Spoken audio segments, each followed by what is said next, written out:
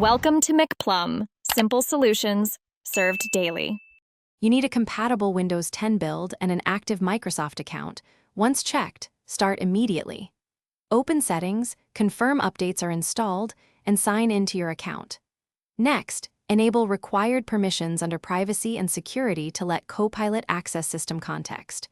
Once done, restart or sign out if prompts appear.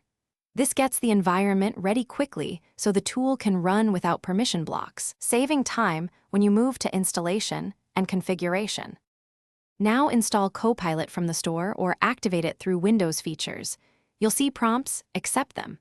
Make sure to grant microphone and clipboard permissions if you want voice input and context-aware suggestions. Then open Copilot settings to adjust how verbose responses are and toggle autocomplete and privacy controls.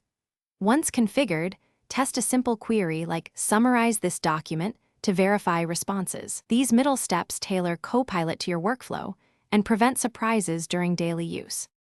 Use Copilot by clicking its taskbar icon or pressing Win+C, then type or speak a clear command.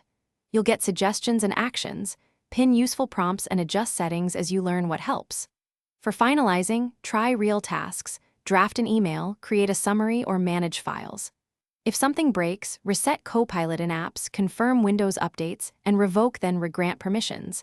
This fixes most glitches. Make sure to test after each fix so you know which change resolved the issue. Thanks for watching. Stay juicy and subscribe.